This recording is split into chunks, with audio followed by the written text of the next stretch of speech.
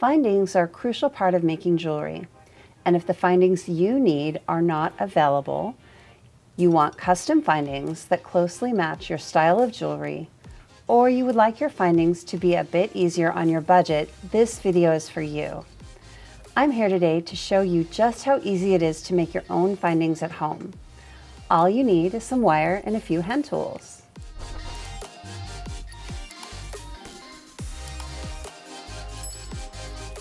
I'm Patti.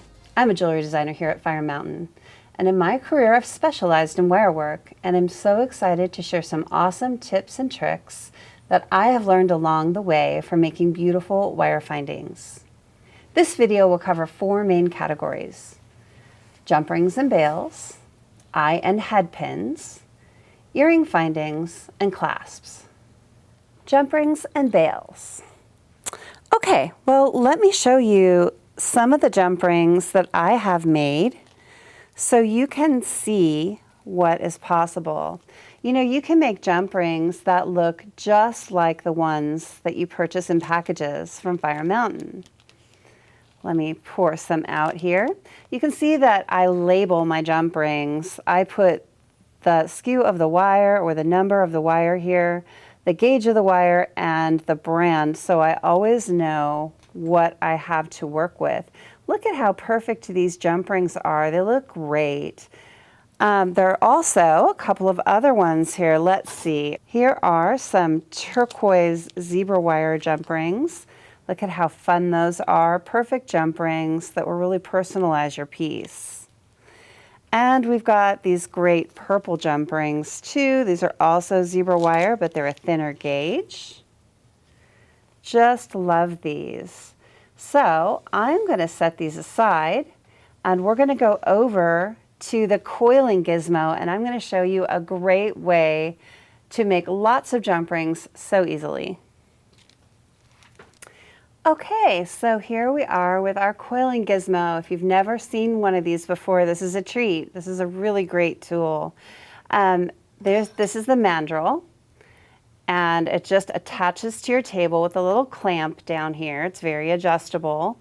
And there are 4 different hole sizes in the side of this. I know you can't quite see from the side, but this mandrel is the largest one, and this fits in the top set of holes. It just goes through one side and the other. If you want to make smaller jump rings, we have different size mandrels. There's several different sizes, so you can see how tiny they can get. Here's a more mid-size. Now we do sell a deluxe, a bigger Coiling Gizmo that's much larger than this, and it has more versatility. But for simple jump rings, I really, really like this one, and it's such an easy thing to do. So I'm going to make some with this beautiful turquoise zebra wire because I'm so in love with this color. But you could use just about any dead soft or half hard wire to make these.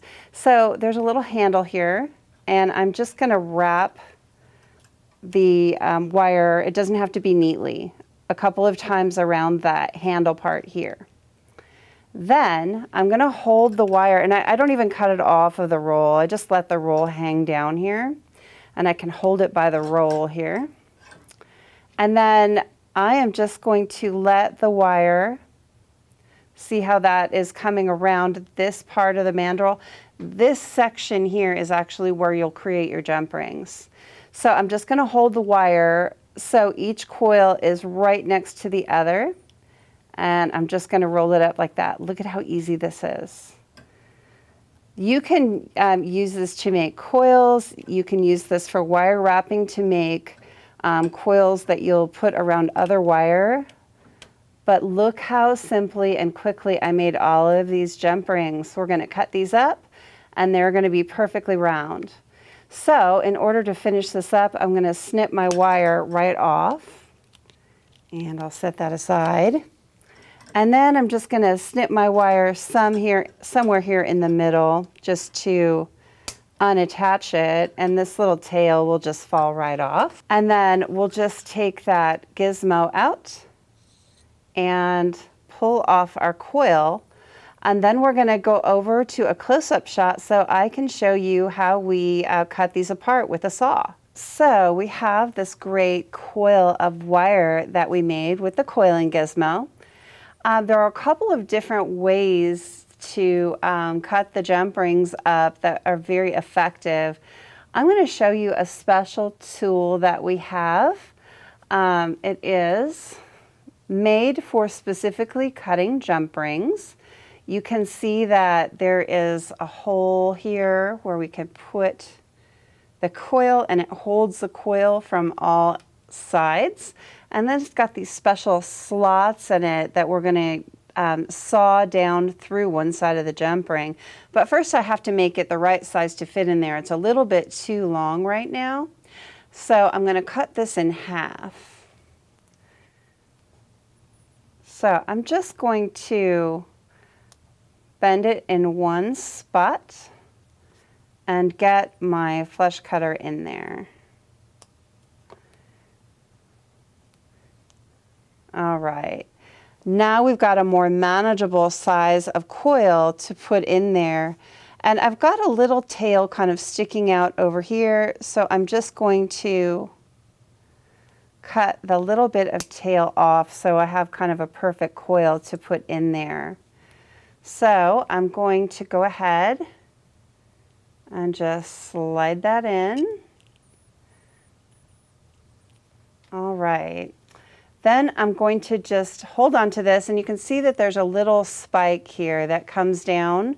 And I'm actually going to move this mat out of the way because it's going to kind of press into the table a little bit like that.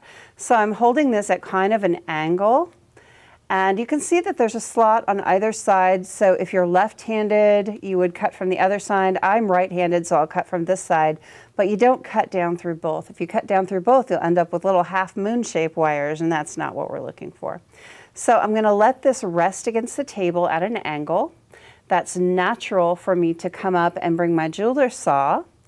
And I've threaded that with a blade, and I've waxed the blade already, so it's ready to go. You always want to lubricate your blade. And just with nice soft hands, you don't want to have too hard of a grip, go at a 45-degree angle. So holding a lot of pressure on the pliers, I'm just going to gently start sawing, and you'll see that as soon as I start getting through them, they'll either pop out onto the blade or onto the table, and we'll have these great perfect jump rings.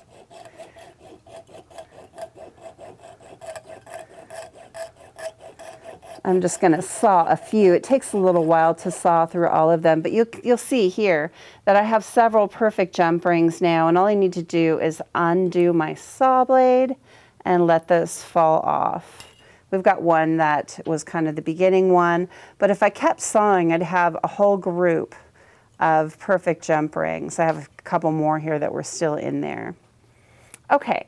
So let's look at bails. I want to show you how to make a perfect little ice pick bail. So you can see I've labeled it again with the type of wire and the gauge and all of that. So let's look and see what we have in our little bag of tricks here. So here are several different bails. These triangular bails are what we call an ice pick bail. So they're an ice pick bail because you have these two little picks that come from either side at the bottom of the triangle, and they would go through a bead or an element to make a bail that in the top of the triangle is what you would hang on your chain or your cord. So we've got some in rose gold filled. That's a 20 gauge rose gold filled half hard wire. Half hard is really what I usually like to use, and finding is if it's available to me. Now with this beautiful aqua zebra wire, this is a copper core wire, so it's a soft wire that will not hold its shape as well as a half hard wire, but this colored wire doesn't come in half hard. So after I create this bail, I'm going to show you how to work harden it so it's more on par with a half hard wire. So in order to create that bail, so we've got these triangular Wubbers here, these great pliers, and you can see that there are two different sizes of triangles, one on either side of the plier. So you can make two different sizes of triangular bails or triangles for another purpose with these great pliers. I just love them. Wubbers come in all different shapes and sizes. It's one of my very favorite tools that we have here at Fire Mountain. So let me get some of this aqua zebra wire. It's in, I believe this is an 18 gauge, it is. Okay. So my wire isn't exactly straight. I'm going to cut off this little really wonky end of the tail, and I'm going to take my wire straightener. Isn't this a cool little tool? And I'm just going to go over it from the bottom to the top of the area that I'm using a couple of times to make it nice and straight. Okay, now I'm going to make the larger one so it's easier to see. So I am going to grip the wire at the very center of the inside of the triangle. And then I'm going to push it against the triangle with my thumb here as hard as I can to make my triangle. Now when I get around to the bottom where I have to go inside, I'm going to open that up a little bit. And I'm going to push it down and grip it with the pliers. And there we have our triangle. All you need to do is take your flush cutter with the flush side against the piece you're keeping and snip that. And there you've got your great little triangle bail. Now, if the sides aren't as crisp as you want them, sometimes you need to just crisp them up a little bit with your chain nose pliers. So you might want to go in there and just straighten the sides and the angles a little bit if you want it more angular. The soft triangle look is really nice, but it just depends on the look that you're trying to get. It's a little more crisp. Okay, so let's look at how to work harden this. So it's a soft copper wire. It's not going to hold its shape as well as some things. I would equate it to kind of a dead soft wire. So I'm going to grab a rubber block. And I'm just going to put my bail in the center of that rubber block. Then I'm going to take a rawhide mallet. You see here, it's just a piece of rawhide that is rolled up and nailed together. And this will not mar up the coating or the metal because we're using rubber and rawhide and not metal to strike it with. So all I'm going to do is strike it a bunch of times. And then I might flip it over. And the more that you strike it, the more work hardened it becomes. Whenever you're working with metal and you work the metal, you bend it, you strike it, something like that, it's going to become more brittle, more work hardened, and it's going to keep its shape better. Now you don't want to over work harden it. I wouldn't do it forever. You know, do it for a little bit. But at some point it will become so brittle that it will easily break. Right now we've just work hardened it more to a half hard kind of level.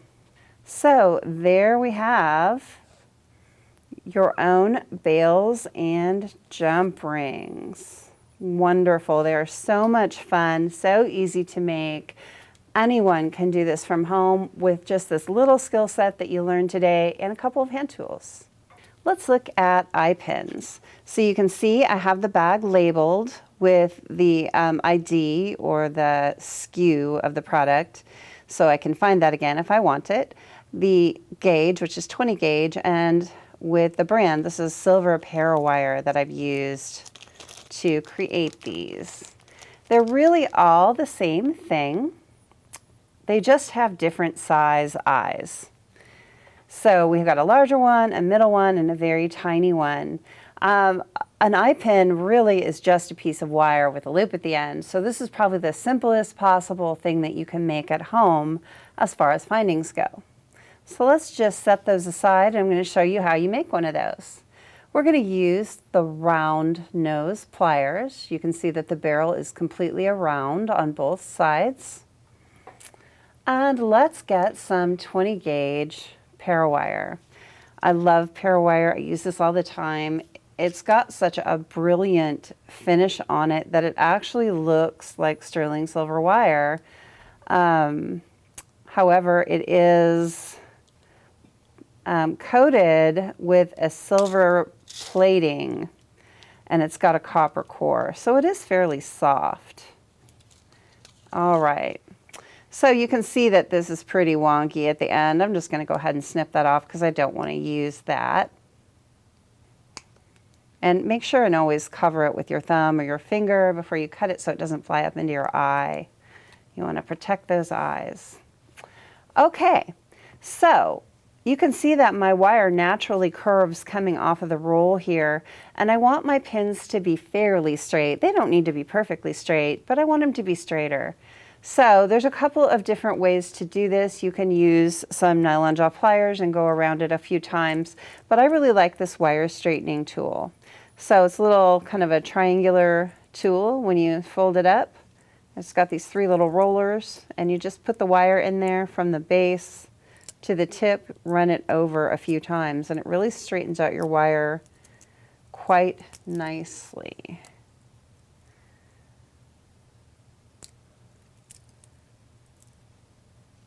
Okay, so we got much straighter wire now. And I'm just going to work right off of the roll, that way I don't have any waste. I like to do that. You can cut it if you would like to. So I'm just going to take my round nose plier, and I've already made a flush cut on the tip of this wire, but I'll show you again. The flush cutter has a beveled edge on the inside that leaves a pointy tip, which that's not what you want to keep. And this nice flat side leaves a nice flush cut. So let's just cut off a bit of that wire. And so we know we have a really nice flush cut now. So I'm just going to grab the end of this wire and put it on the barrel according to the size of loop that I want. So if I want a very small loop, I'll be here at the tip. If I want a large loop, I'll be here at the base. Let's do the middle so you can see what that will look like. So I'm just going to roll that up. And there's a couple of different methods here. You can roll it up until, let me show you, the tip kind of hits the wire itself, and then take the very tip of the pliers in there right where the tip is meeting the wire and kick it up. So you have this great kind of lollipop on a stick effect, and then cut it off however long you want your eye pin to be. So let's start with the simplest one. Let's grab out this hammered paddle pin. These are great if you don't understand how a paddle pin works. Let me just grab a bead and thread that on. And you can see how the hammered end stops the bead. That is your head right here for your pin. And you've got this great paddle end, so it adds a really nice decorative touch to your piece. So in order to do this, I'm going to get my steel block. We'll bring that in. And we'll use some sterling silver 20 gauge half hard wire. You could use dead soft to do this, but you'd have to work harden it a little bit. Okay, so I've just snipped off the edge of the wire. And so I'm going to work right off of the roll. And you're really only going to hammer this last 1/4 of an inch of the wire. I'm going to use a chasing hammer that has a domed surface. It's kind of my preferred hammer for flattening wire. And the reason that I like the domed surface is that it keeps you from putting the edge marks into the wire. So I'm going to start at the end of that 1/4 of an inch, and I'm just going to hammer the very end. And then when I've done that a little bit, I'm going to move up just a little bit, and then I'm going to move up just a little bit.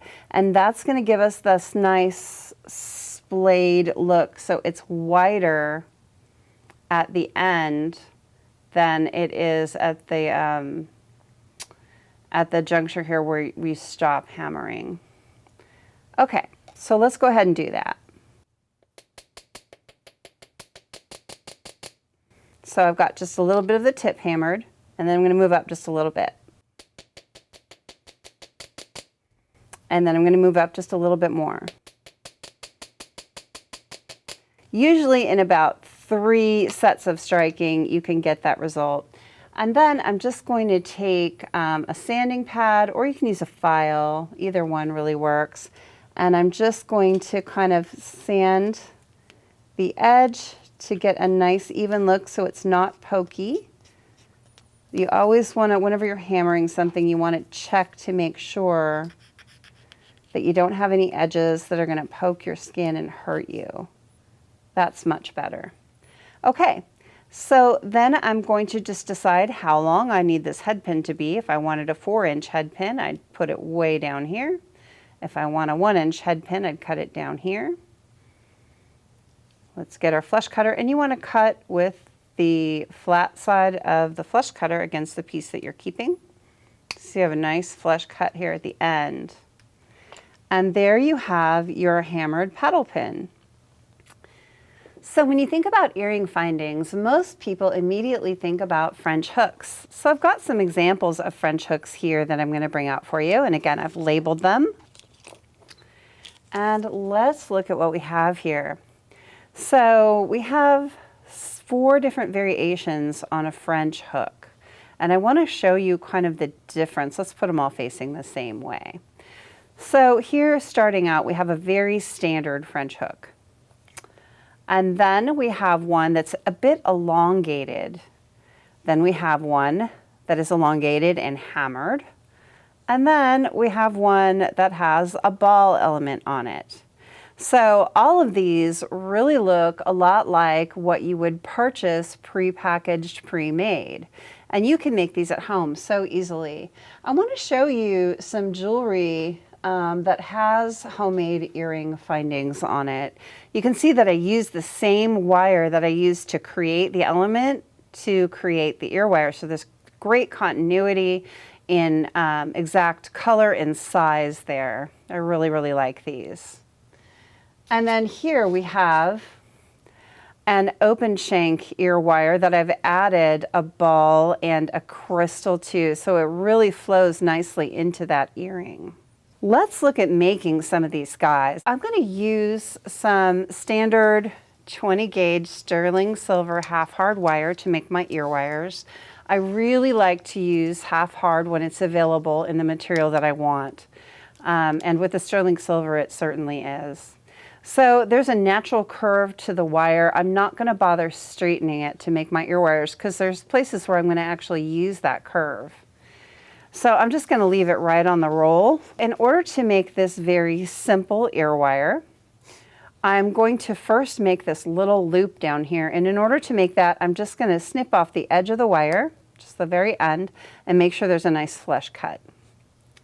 Okay, so you can see the wire is curving this way, and I'm going to use that curve in the ear wire itself.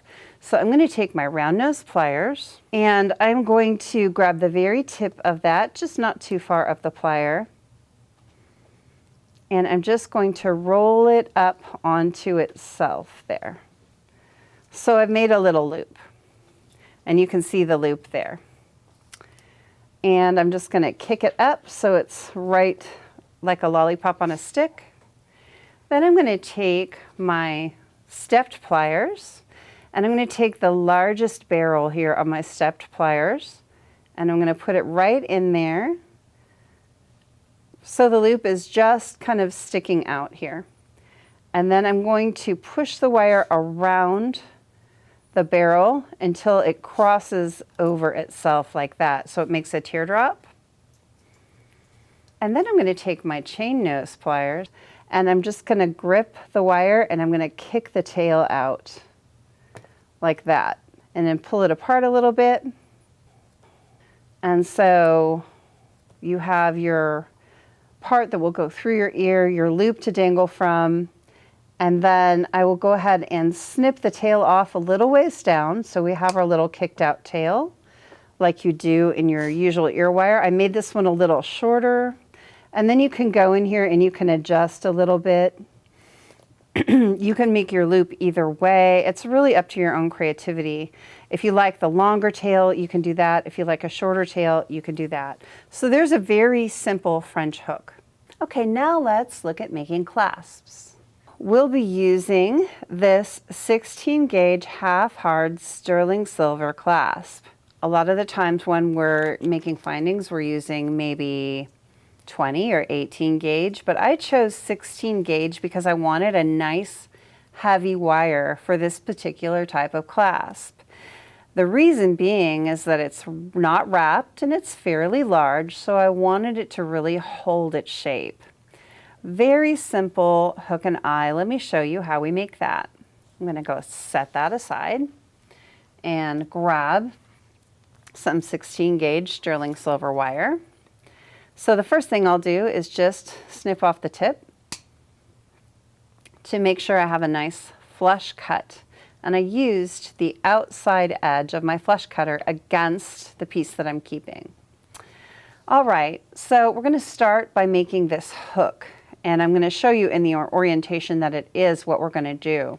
So I'm going to take my round nose pliers and I'm going to use the natural curve of the wire, and the wire is going to curve around this way. So my eye, I kind of want to go backwards with it. So I'm going to grab the very end of the wire and I'm just going to turn it outward. Okay, so there we've got the loop. Then I'm going to grab my stepping pliers or my stepped wire wrapping pliers. And I'm going to decide how big I want this loop to be. I think I'm going to use this middle barrel. And so I'm going to maybe 1/2 inch up from the loop, kind of grasp the wire, and I'm just going to push it around the barrel until the wires touch. Then I'm going to take my flush cutters with the flat side against the piece I'm keeping, and right where they touch, I'm going to snip the wire off. Now you can see that it's not quite the same yet. One of the things that we need to do is really round out the edge of that wire that is poking out that tail. Whenever you do something with wire and there's a kind of an end piece that could touch your skin, you always want to round that out. So I'm just going to take my round nose pliers, I'm going to open that up so I have nice easy access to the end. And then I'm going to use my electric bead reamer. You can use a manual one if you want, or you could use a file. Sandpaper is great, but I really like this tool.